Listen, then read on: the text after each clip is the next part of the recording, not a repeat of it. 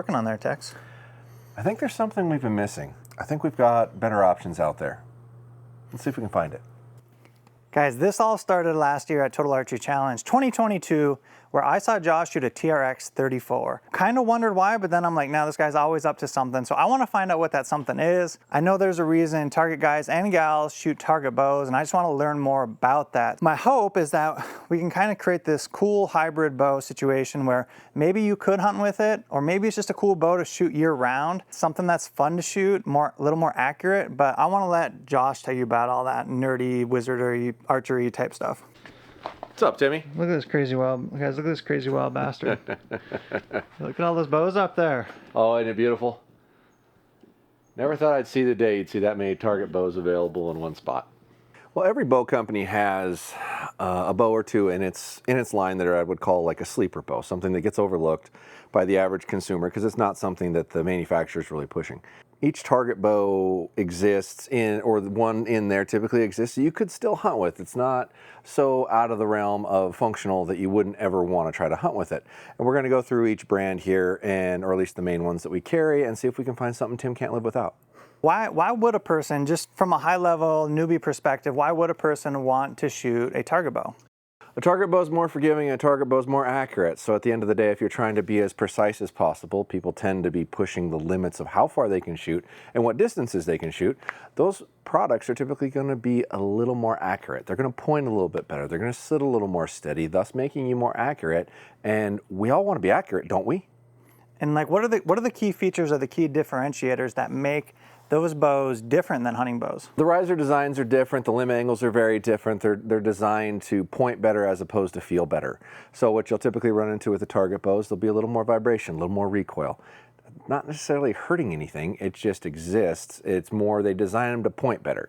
People win money with these things, not just play bows and arrows. Every point matters, every point counts. They tend to try to squeeze every bit of accuracy out of a target bow they can, where they may sacrifice some of that for feel in the hunting world, because the majority of people that are buying a hunting bow aren't getting helped very much. So they're looking for feel, they're looking for noise, they're looking for vibration. That's what they're tangibles that they can feel, as opposed to what actually makes a bow point better. That's a harder thing to measure and a harder thing to quantify, but we're going to see if we can do that for you today. True or false, target bows tend to be a little slower, and if they're different speeds, how much? They're definitely typically a little slower, but it's typically not a ton. It's like 5 to 10 feet. In general, as long as we're talking about equivalent product, i.e. brace height. Not necessarily axle to axle. Axle to axle has very little to do with speed. The brace height, the measurement from grip to string, has a ton to do with speed. And then how smooth or forgiving a cam is will also take away from its velocity. But what you run into with target bows a lot are multiple sizes of wheels. So you can actually end up squeezing close to similar velocities out of something that ends up being a little smoother on the cycle, because at the end of the day, a target bow is designed to be shot a lot. A hunting bow is not. Well, let's shoot them a lot. Let's shoot them a lot, and let's talk about how we're going to break this thing down for you today. Basically, we've designed a scoring system to rate these bows as we go through them. We're going to shoot them each side by side, rate the grip 1 through 5. Side by side, rate the hold and balance on target 1 through 5, so on and so forth. So our 4 criteria is grip, hold and balance, draw cycle, back wall. We're going to rate these. We're going to get it down to the final 2, and then we're going to shoot them off head to head and find out who the big cheese is for the hybrid bow of the year, 2023 maybe? I think that's a fair assessment to say. Our Gen 2 36 Reckoning? Gen 2 36, check. TRX 36. The one that everyone thinks is going to win because we're biased. Well, yeah, that's typically the thought. We'll see. There's that. And the favorite by the people, probably. The Hoy Altus. Oh, look at that little burgundy Sex Panther. All right. It's like it ought to be a wine, right? That's pretty sharp, dude. I think they call it champagne or something or other. 60% of the time it works every time. This is the deal. We're sampling some target bow stuff. Okay, so we got TRX 36. Yep. We got a Bowtech Reckoning Gen 2 36 with medium cam. These are the most efficient things in Tim's size we could come up with. First of all, Josh, don't talk about my size. Don't talk about my size. Anyway, I wanted to remind you guys, we're back on the road to 100K. Your support on the first video was amazing, and it meant a lot to me. Thank you so much. Anyway, let's get you back to the video. Subscribe to the channel. It helps a lot. And go shoot your bow. After the video is done, of course. Go shoot your bow. And then we also have a Hoy Altus. They make a Altus and a Stratos, but a Stratos is a shoot-through riser. For those of you that don't know, and we can go grab one, a shoot-through riser's got a riser on both sides, so you have to load the arrow through the middle of it. That is a pain in the ass if you're hunting, so we didn't use those. This is their non-shoot-through version. Our criteria is best 3D archery, fun to shoot, year-round bow, something that you could potentially hunt with, maybe in open country, somewhere you're not gonna bang your bow around, somewhere you might want to prioritize being a little more accurate. And for what I'm gonna do this year, I think I have an early season hunt that's gonna be open country. So I can totally carry like a 36 and maybe shoot from deep downtown if I need to. So this is an example of what a shoot-through looks like, where this would be kind of awkward to load from a hunting scenario. You got to go all the way through the front and then back in. This makes it a little more stable, a little more rigid on the shot, so that's what it's for, and there's a lot of target bows out there that have this, but we eliminated any like this from a hunting aspect because we want it to be a backup hunting bow option or an open country hunting bow option. Enough of the gibberish, guys. We're gonna get to shooting these bows and we're gonna shoot them down and figure out what we like about them. You're gonna get my opinion. Keep in mind that this is just my opinion. If you have the option and you can shoot these bows side by side, that's super cool. Josh is able to carry all these bows. Yes, and sell them online, believe it or not. Josh, I can actually sell you one of these things and ship it to you. Pretty cool, pretty cool. So if you wanna check him out, I'll have his website linked down below. He's got a YouTube channel too, if you wanna follow the behind the scenes of a mad scientist. We do a thing or two over there. He's telling me he's building out his target bows for this year, and he's gonna test them all. So you're building for it. 3 or 4? I haven't decided. On target bows, I'm only gonna do 3. Okay. On hunting bows, I'm probably gonna do 4. Anyway, he's a pro. I'm chasing him down. That's why I'm looking at stuff like this, because I need every point I can get. So every advantage a guy can have, right? That's always a plus, right? Yes. Yeah. We're gonna take advantage of the advantage, and let's rip some arrows and rate these babies.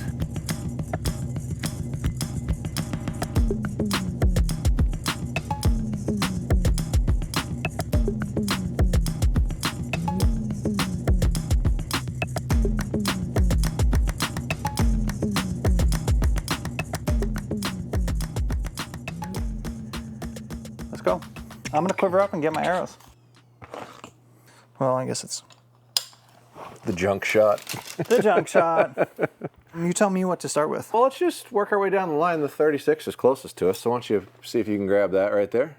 We'll start with the TRX 36. And the first thing we're rating is grip, and all we're doing is basically, would you call this blank bailing? Yeah, this is basically a blind bail. There's no sights, there's no peeps, there's nothing like that. And ideally you want that, because you want to feel those things that you're looking for. Like in the first comparison, we're looking for grip. Grip. So like draw it back one time, hold it at draw, move your hand around a little bit, see if you can feel the grip movement in your hand. So you want me moving it around? Yeah, just does your hand shift all over the place when you're moving on, or does it kind of sit? Like if you manipulated your hand, does it move easily, or does it kind of lock into where it doesn't move? Okay, so there's one arrow there, hanging back up. Gen 2 36, Reckoning 2. So a good grip on a bow, when you move your hand around, the bow won't tweak. Okay. You won't feel it moving left to right in your hand. If a grip is really, really forgiving or really solid, that mimics, if you put your hand on it a little differently, the bow's still doing the same thing. So right out of the bat, when I put my hand on a Bowtech Reckoning, like it doesn't seem like there's a lot of fiddling. It doesn't seem like there's a lot of positions I could put my hand in. Like my hand just wants to sink into this position. You like that? Or that's what we're hoping for. Is that really a good thing? Yeah. Yeah, because then that hand position right there is how you want your hand to sit to begin with. Yeah. So a good design grip in a target bow will kind of force your hand in the right position. It seems harder to have variability in the grip just from a first impression.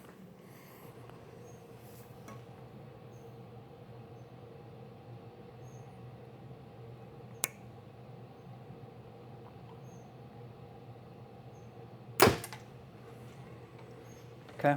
Okay, hang her up and grab the Hoyt. Now, I'm pretty excited to shoot this Hoyt because, can I shoot a 4-fletch out of this? I probably wouldn't. Josh, what do you think about 4-fletch? Mangle your 4-fletches. That's why you got to start. He loves them. I'm just going to pretend like those aren't there. He loves them. Guys, Josh loves 4-fletch. That's what he shoots at TAC, actually. He just doesn't tell people that. Yeah, right. We edited every video you ever saw to subtract one vein off my arrows. Yeah. Okay, here's a Hoyt. What do we call this? That's the Altus 35. Hoyt Altus 35 grip. It has a similar feel to the Bowtech where it kind of wants to put your hand in a position. It's a little different angle.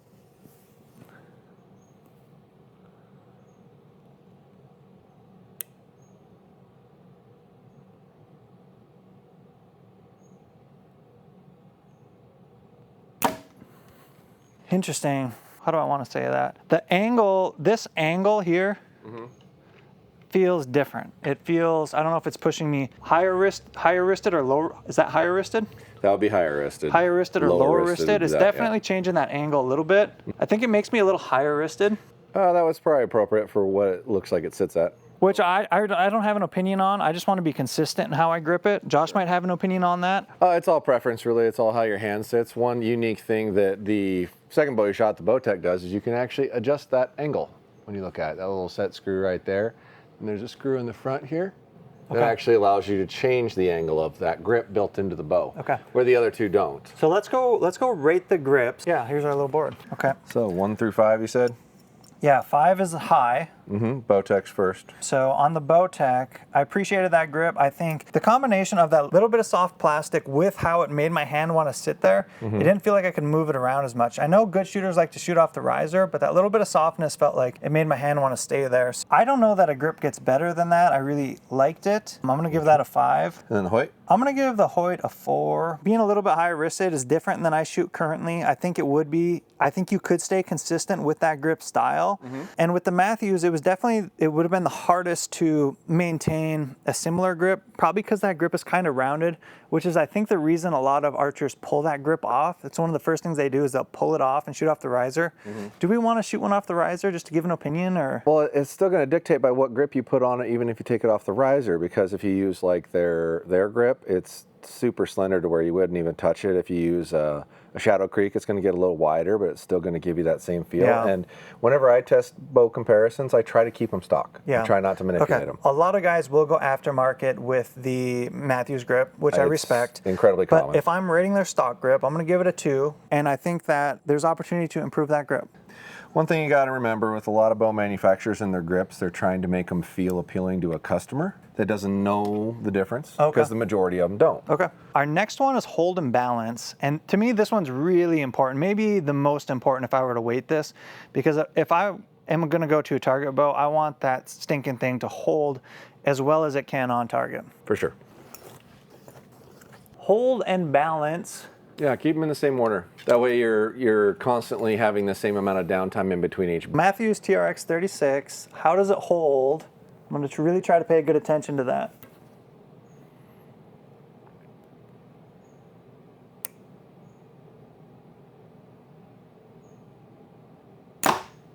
That felt really sturdy to me. That felt very sturdy vertically. And to me, this is the thing I'm noticing as I'm shooting these target bows is like, they just don't want to rock off axis like a hunting bow will. Yeah, they're designed in a different fashion. Once again, it's for function, not feel. I think Bodie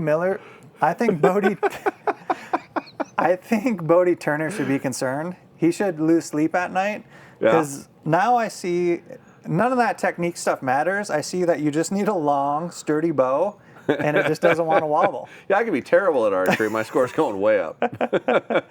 Yeah, no, so here's the Bowtech Reckoning G2? Gen 236. Gen 2, baby.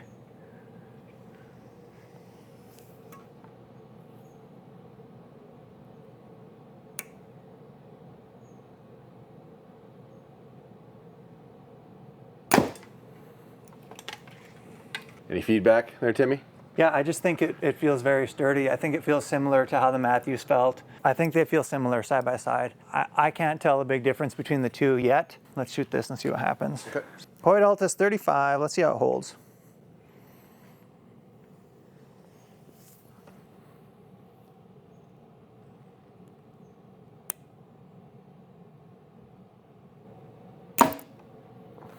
Okay, I have thoughts. All right. I think, well, let's go over to the whiteboard and let's talk about that. Hold and balance.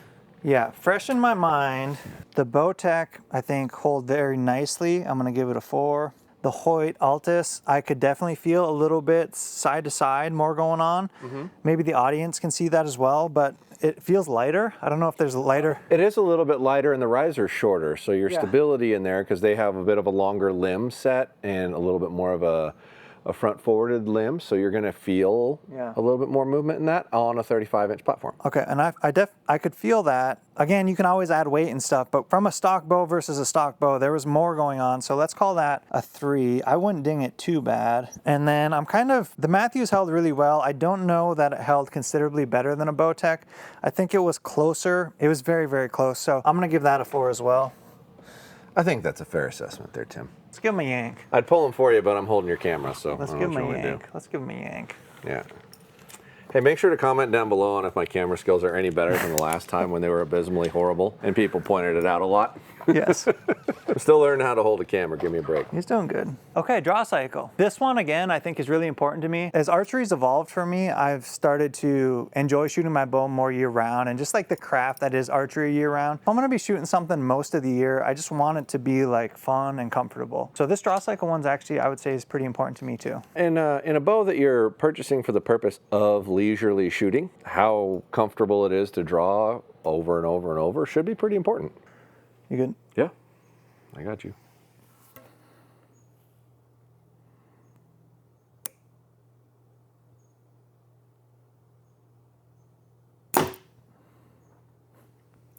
All I can say about that, and what I'm comparing to what I know about hunting bows, is that the whole draw length feels smoother. Like there's not a dump. It's like a gradual building. And with that, it definitely felt firmest in the start, and then it just gradually came back, let off. I would say felt pretty damn good. We should probably specify that that has the 80% module on it. They make 3 different modules, and that was the highest let-off one, most comparable to what we're comparing. So that's what's in there. There are a couple different options we could play with. Which is one of the cool things about Mathews, guys, is that you can switch out, swap out mods, and you don't have to change your bow to change your let-off or the draw profile, right? That's basically what you're getting in that option, whereas in your Bowtech, it does have a comfort and performance module. Yeah. And it's the same module, you just flip it over to achieve that, and this one's in comfort, so that's something to keep in mind as well. And just to address one thing here really quick, a lot of guys will talk about a Mathews and they don't love the module system because it's less friendly for the DIY guy, but it truly is like you're not doing it often. If you have a good shop that can help you out, like kind of a one and done type deal. I know less about the Bowtech, so you can talk about that. Well, the draw length adjustability is all built into the module and it rotates, and then they make 2 different pressures of draw force curve, and what that basically means is they make something that pulls a little easier versus pulls a little harder, and the harder one gives you a little more velocity, and it is all built in. There aren't additional parts, so it's just the same piece that pivots that you flip it over, and then you get the aggressive setting on the other side. Another thing that for a DIY guy that's really awesome with this bow, it's the shift lock for adjusting wheel lean with an Allen wrench, and time lock, which is for adjusting timing with an Allen wrench. There's a lot that you can do to this bow from a work on it yourself standpoint that no other bow offers. So for the DIY guy, this thing's pretty sweet. Yeah, if you want to tinker and that's like your passion, this is the tinkerer's dream bow. And then do we have it on comfort? We have it on comfort. Okay. Yeah. So it should feel nice. Yeah, well, we were going for which ones of these feel nicest, so we're trying to set them in their most comfortable settings.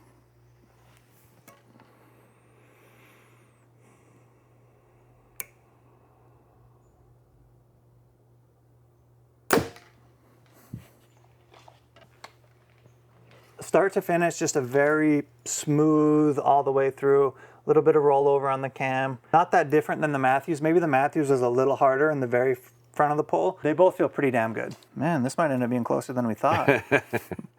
They are pretty similar, man. This might end up being, what do you call it, a shoot down? 2 more cycles here and we'll figure it out. Hoy Altus, let's check out that draw cycle.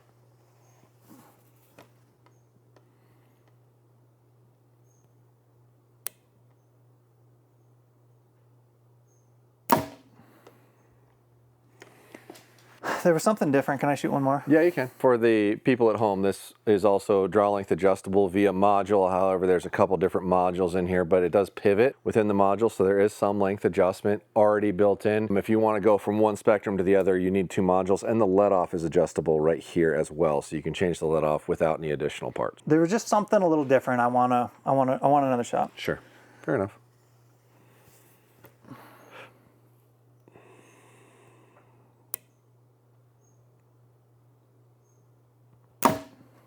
Okay, it was just a little stiffer in the front of the draw cycle and maybe not as smooth in the back third. I'm not gonna dock this thing a lot. I do think it was similar to these, but I do think draw cycle, apples to apples, this was stiffer and maybe not as smooth all the way through. Let's give them a ranking. Yeah, come on Come down. on down. You're the next contestant on which one of these sucks. All right, They're all awesome. None of them suck. Yeah, I like this. Bowtech, I think, drew really nicely. The Hoyt, it was just a little different. Not enough to dock it a lot, but let's give it a 3. TRX 36, I think, was similar to that Bowtech. It's hard for me to pick one or the other. They felt nice. Let's go to that final, the back wall. Yeah, the back wall. How firm it is, and that's really relevant because you want... So do we like a round back wall? We want or a very do we like firm... a tight back wall? We want a tight back wall. Basically, the whole point of that is if it's spongy in the back end, the more you can move it forward and backward, the more you can change your effective draw length and still shoot. So we don't want a loose back end. We don't want no wobbles. We want that trunk tight. Okay, and this is where custom strings could change that a little bit for a person, right? Not really, no, because in your draw cycle, your back wall is based off of the module and the let-off position. What you want is you want that thing to pull. You want to pull directly back to your exact length, and you want it to stop, and you want it to stay there. If I can move it forward a little bit and backward a little bit, you're effectively changing a couple of things. You're changing how long you're actually functionally pulling the bow to. The distance between your peep and your sight changes, and it changes your impact point. So if you can force those things to stay at the exact same position, you're going to be more accurate, and that is stupid important in a target bow. Accuracy, accuracy, accuracy. Really important. The back wall. Oh, see, that's why we pull them instead of shooting like 15 in there, so we don't do that. Oh, damn it. Now, see, if that was a 4-fletch, you could just take one off and you'd be fine. What I want to say of that is we're pretty spoiled here. If you're in the area and you can make it in, check some of this stuff out. That's cool. Mathews TRX 36. Let's check out the back wall. Let's check out the junk in that trunk. So when you're sitting here, try to like creep forward and pull back, just so you got an idea. Okay, that should be good.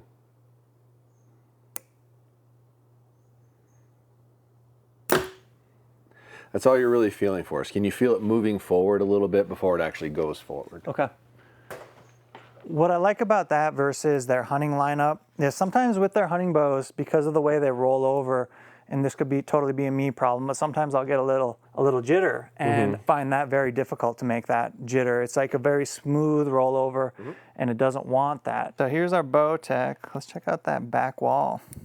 Somebody today is gonna ask, I'm shooting the True Ball HBC Flex, and I have messed around with some different releases, and I've settled on this one, and it's just my favorite. I like that third finger is adjustable, makes it a little easier for me to pull through the top of my hand. I've been shooting this for a while, and I've been really happy with it now. Bowtech Reckoning Gen 2 36. Let's go, baby, back wall. If you want to add one more thing to that, it's got the medium cam on it. Okay, so we want to see if it creeps. Yeah, just kind of push it back and forward. Does the bow take off when you do it, or does it allow you to move back and forth a little? It allows me, yeah. Yeah. It's very, very forgiving.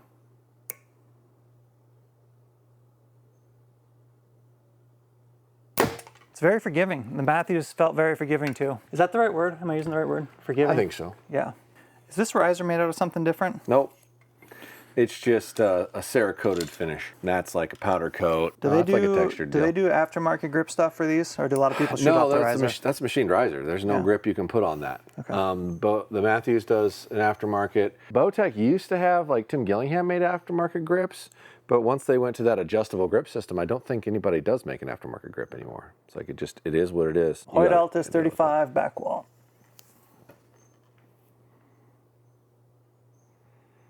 You can see my front arm softening a little bit. Mm-hmm. See, that was a little more jerky. Yep. On the forward. Yeah, you're feeling it. Interesting. Interesting. Got it? Yeah. So that's a little more, would you call that aggressive? Mm-hmm.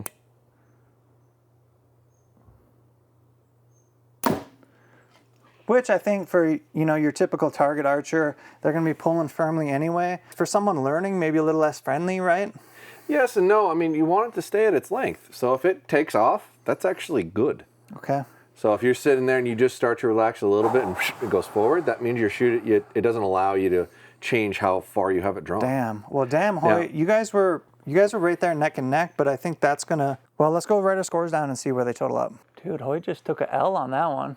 They did. They took an L. Bowtech, let's give it a 4. Felt very nice. Didn't want to jerk forward. Hoyt, we're gonna give that a 2. It was aggressive. It wanted to pull forward. And then the Mathews, I think, felt similar in that back wall to the Bowtech. If we total these up right now, guys, let's total these up. We're gonna go 9 17 plus 8. Here is 17.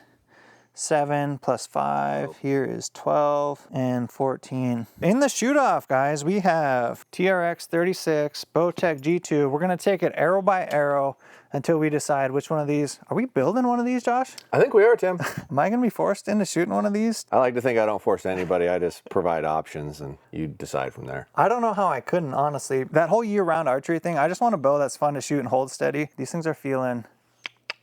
Shoot them off. Bowtech versus Mathews. If we look at these side by side, pretty dang similar other than grip.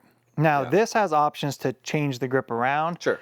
Could you make this better? Yeah, probably. But this is what the manufacturer sent, so this is what we're going to test. Well, and at the end of the day, we're trying to get down to 2 and then just shoot them a bunch anyway. Yeah. That would have only changed if you would have ranked this higher than that.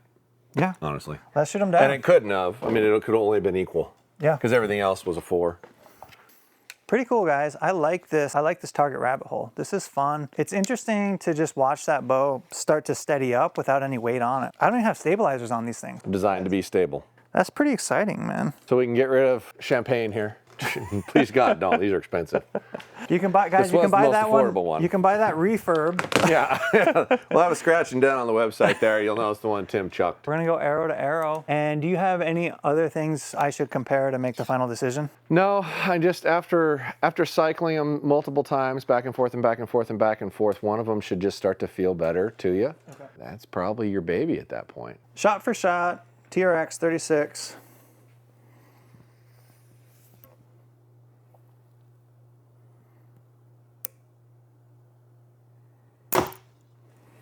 Josh, now this is the third one of these videos we've made, and you got to watch me in my first year versus my third year. You think I'm getting better at this stuff? Yes, sir. You are for sure. It's taken a lot of reps, guys. It's taken a lot of reps to really start to feel like I know what I'm doing a little bit. Know enough to be dangerous. I'll tell you, if it's just first shot versus first shot, shooting them off, the grip consistency, I think, on the Reckoning, if I'm just trying to be totally honest, it seems like the grip is hard to mess up on the Reckoning. Like, it wants to put your hand into the same position. Yep.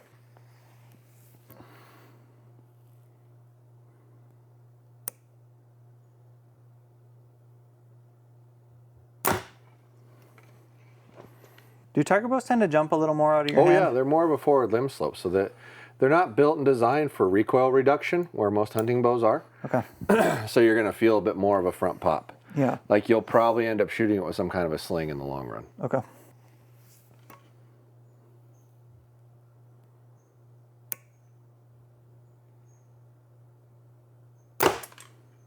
It definitely feels aggressive out of the front of your hand. Guys, this is close. This is hard to make a decision. There's only one major discrepancy I can see between the two. I'll get a couple more arrows and see if I can... Hey, which bow we like best? Apparently we are. Is vibration a thing we should be paying attention to? Not really, no. Not really? That's a hunting bow thing? That's a hunting bow thing. Most of this stuff's gonna vibrate a lot more than you're used to. You know, there's a couple of orbital dampeners on those. They got a harmonic dampener on here. It helps trim it down, but typically they're gonna vibrate no matter what.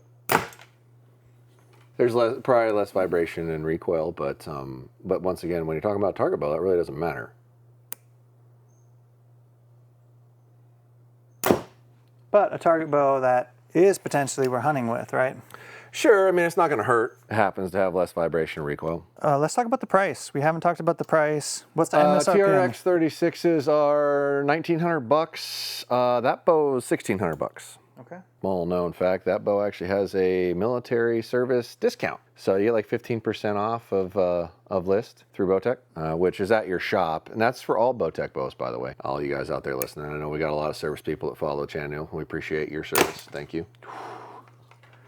You want to keep going? No, I don't think I want to keep You going. done? I think I'm done. I think Well, this good, is because this camera's getting heavy. I got a little respect for camera guys now. I'm like, God, why does my back hurt? What's going that's on? right, yeah, totally. Came down to the Bowtech Reckoning Gen 236 versus the Mathews TRX 36. They're both very sleek looking bows. I haven't talked a lot about the aesthetic. Personally, I think Mathews makes the best looking bow on the market. That's just my opinion. But when it comes to shooting and how we ranked them and shot down, guys, I think it's a Bowtech, honestly. I think I like the grip. Really, that's the big separator, is grip and grip consistency and how it just wants to put my hand on here the same way every time. As I've shot more of these Vegas faces, I realized that my grip consistency is very, very powerful. Group tightness over time. Man, it's weird. I've been shooting a Mathews for a while. I gotta go Bowtech Reckoning Gen 2 36. Let's build it. Done deal, baby. Let's go. Is that the next video? Apparently. All right, guys, come back for the next video. We're gonna build this Reckoning Gen 236. We're gonna make this sweet hybrid hunting bow. We're back on the road to 100K. Here we go, starting down here. We got a long way to go. We appreciate your support. Subscribe to the channel. It's gonna be a great year. We're gonna chase down 100K. Go check out Josh's channel. I'll have all his stuff listed down below. It's pretty cool. Thank you, Josh, and we'll catch you guys back for the next one. See you later. So we can get rid of champagne here. All right. Please God, don't. These are expensive.